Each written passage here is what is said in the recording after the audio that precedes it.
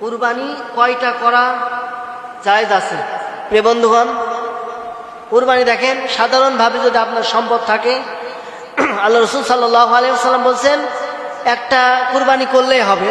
দেখা যাচ্ছে আপনার সমর্থ আছে, দেখা যাচ্ছে আপনি দুটো কুরবানি করলেন, সমস্যা নেই, করতে পারেন।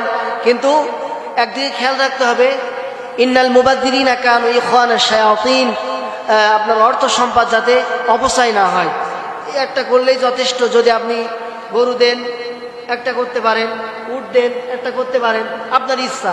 আপনি 5টাও দিতে পারেন, 10টাও দিতে পারেন, সেটা আপনার টাকার বিনিময়। প্রিয় বন্ধুগণ, তারপরে কুরবানি কেন? কুরবানি আল্লাহ রাব্বুল আলামিনের পক্ষ থেকে হযরতে ইব্রাহিম আলাইহিস সালাতু ওয়াস সালামের ধারাবাহিকতা থেকে আসছে। হযরতে ইসমাইল আলাইহিস সালাতু ওয়াস সালামের কুরবানির মাধ্যম দিয়ে কিন্তু আমাদের সমাজে, আমাদের পৃথিবীতে এটাই চালু হয়ে আসছে যে কুরবানি দিতে হয়, কুরবানি দেওয়া ওয়াজিব, এটা একটা আমল। প্রিয় বন্ধুগণ, কুরবানি সবাই দিবেন। তারপরে কুরবানি কতদিন পর্যন্ত করা যায়? প্রিয় বন্ধুগণ, কুরবানি আপনার 10, 11, 12 এই 3 দিনে, কোনো আলেম ওলামার মতে আছে 13 তারিখেও করা যায়, 4 দিন ধরে কুরবানি করা যায়।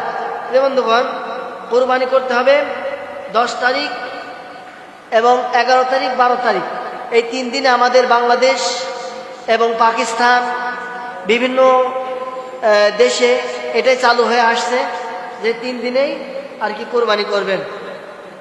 তারপরে আসছে কুরবানির পশু জবাই করার সঠিক সময় কখন? প্রিয় বন্ধুগণ, সঠিক সময় যে কুরবানির দিনে নামাজ আদায় করেই আপনি আপনার পশু জবাই করবেন, এটা হলো সঠিক সময়। 10 তারিখে কুরবানির নামাজ আদায় করে আপনি আপনার পশু জবাই করতে পারেন। তারপরে তিরান দিয়ে ছবি তোলা জায়েজ আছে কিনা? অনেক মানুষ দান করে, সদকা করে। আসলে আপনি যেহেতু আল্লাহর জন্য দান করবেন, সদকা করবেন, এই জন্য কোনো প্রকার ছবি তোলা জায়েজ আছে কিনা?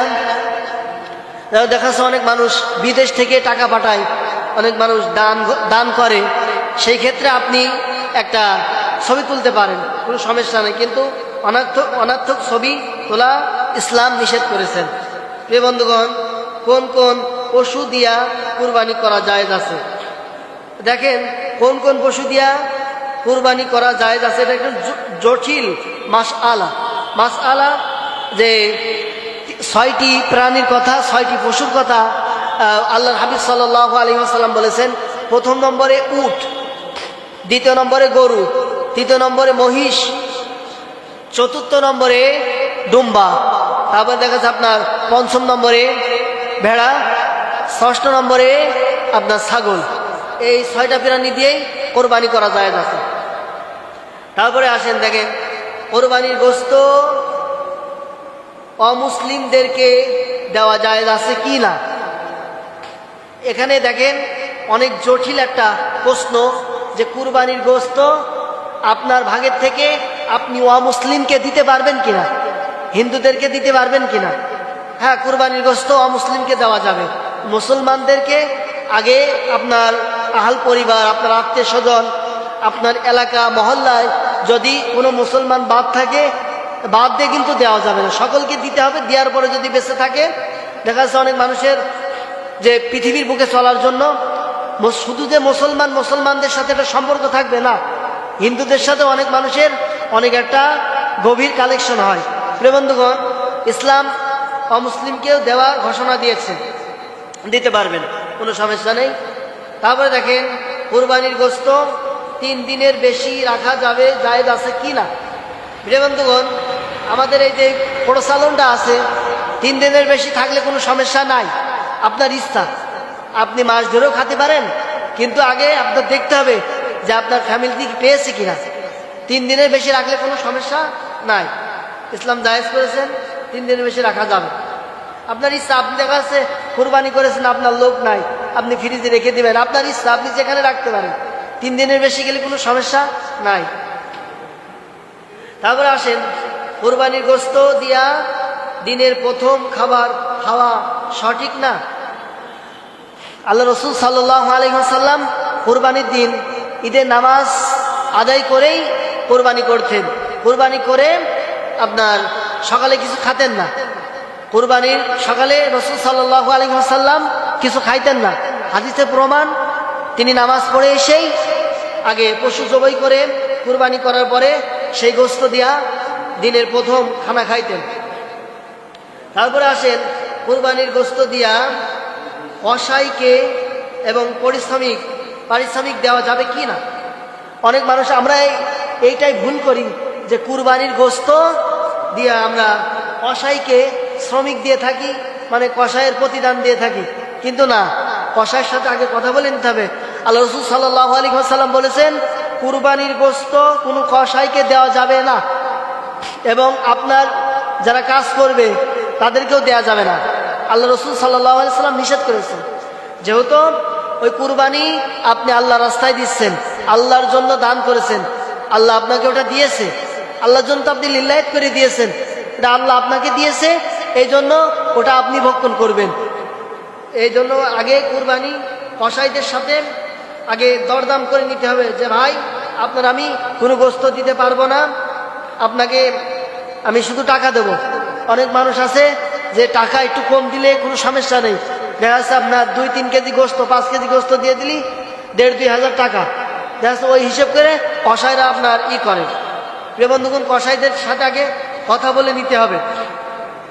দিতে পারেন যদি আপনার এলাকার মানুষকে যেইভাবে দিচ্ছেন, যদি আপনার প্রতিবেশী হয় কসাই, তাহলেই সেই ভাগ আপনি দিতে পারেন। প্রিয় ভাইরা, এদিকে একটু সতর্ক থাকবেন যে কসাইদের দেওয়াটা না দেওয়াটাই ঠিক। তারপরে দেখেন ইসলাম বলছে না দেওয়াটা। প্রিয় বন্ধুগণ, কুরবানি সমাজে একটা ভাগ আছে, এই ভাগটা কি নেওয়া জায়েজ আছে? প্রিয় বন্ধুগণ, কুরবানির দিন দেখবেন অনেক মানুষ কুরবানি দেয়, কিন্তু দেওয়ার পরে গ্রামের কিছু মোড়ল আছে, মাঠবার আছে, এরা আর কি করে, আর কি ওই কুরবানির ওখানে যায় যে গ্রামের সমাজের যে ভাগটা, ওই ভাগটা তারা নিয়ে চলে আসে। প্রিয় বন্ধুগণ, যে কুরবানি দিচ্ছে তার তো একটা আশা আকাঙ্ক্ষা থাকে যে তার প্রতিবেশী, তার ফ্যামিলি পাশে যারা গরিব আছে তাদেরকে এবারটা একটু বেশি ধরে দেব। কিন্তু যে কুরবানি দেবে, আমি বলতে চাই যে কুরবানি দিবে সে তার গোশত তারপরে ছেড়ে দেওয়া, আসলে আমি এটা মনে করি ইসলামও এটা বলে যে তার ভাগ তার কাছে ছেড়ে দিবে।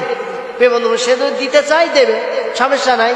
মোড়লরা, গ্রামের মোড়লরা দেখা যাচ্ছে মাঠবাররা এক জায়গায় করে নিয়ে দেখা যাচ্ছে ওনারা সবার মাঝে আর কি গরিব তাদের মাঝে বিলিয়ে দেয়, যারা কুরবানি দিয়েছে তাদেরকেও দেয়। কিন্তু না, ইসলাম বলছেন যার যার কুরবানির গোশত সে যে যা করবে ওটা তার বিষয়, এখানে কোনো মানুষের মাতবাড়ি চলবে না। প্রিয় বন্ধুগণ, তারপর দেখেন কুরবানির দিনে, কুরবানির আগে চুল নখ কাটা থেকে বিরত থাকা কি? হাদিসে আছে যে কুরবানির চাঁদ যখন উঠবে, আপনার কুরবানির চাঁদ যেদিন থেকে উঠবে তারপরের থেকে চুল দাড়ি নখ এটা কাটা থেকে বিরত থাকবেন।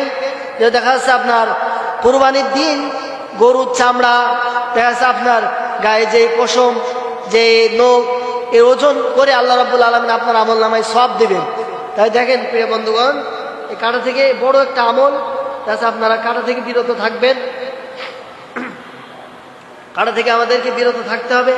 তারপরে দেখেন বড় একটা আমল, আমাদের এই আমল থেকে যেন আমরা মাহরুম না হই।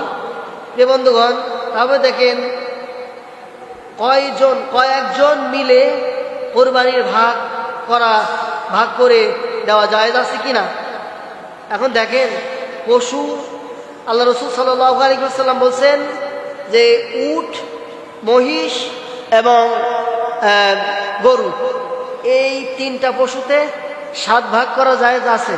কিন্তু যদি আপনারা, অনেক মানুষ দেখা যাচ্ছে আপনার প্রবাসে থাকে, দেখা যাচ্ছে আপনারা ডুম্বা কিনেছেন, ডুম্বা কিনে যদি ওই ডুম্বার ভিতরে যদি 7 ভাগ করেন তাহলে তো হবে না।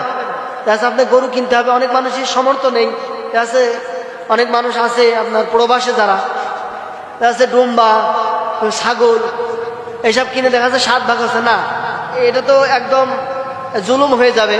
এটা ইসলামে নিষেধ আছে যে আপনাদেরকে আমি, যারা প্রবাসে থাকে, আপনাদেরকে আমি একটা বুদ্ধি দিই, পরামর্শ দিচ্ছি যে আপনারা যে কোনো একজনকে আমির বানাবেন, লিডার বানাবেন, বানিয়ে আপনারা তাকে কিছু টাকা দিবেন, দিয়ে সে তার নামেই কুরবানি করবে।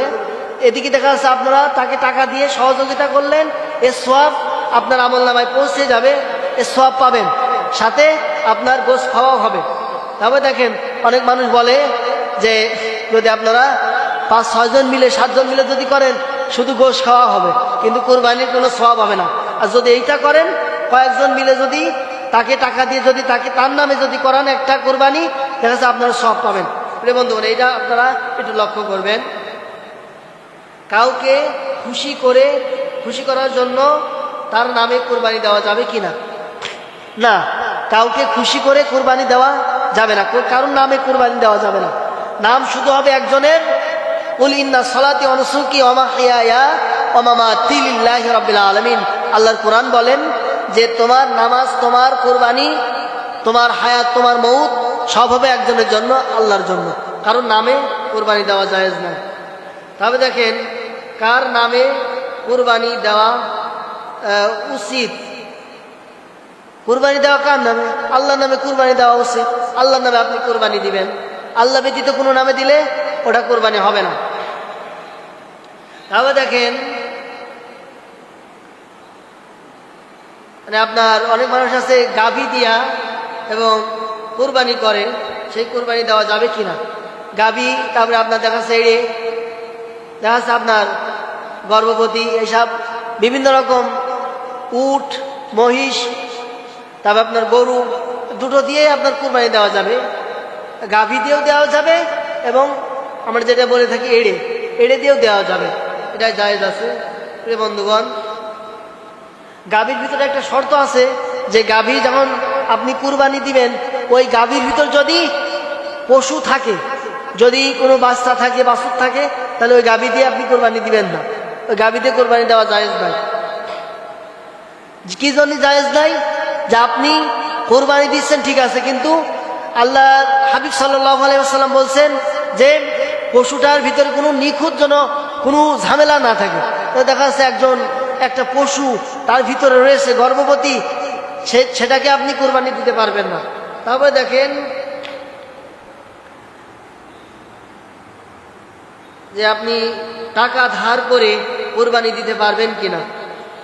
অবশ্যই যদি আপনার দেখা যাচ্ছে আপনি টাকা ধার করলেন, করার পরে ওই টাকাটা আপনি শোধ করে দিতে পারবেন, তাহলে আপনি ধার করে কুরবানি দিতে পারবেন।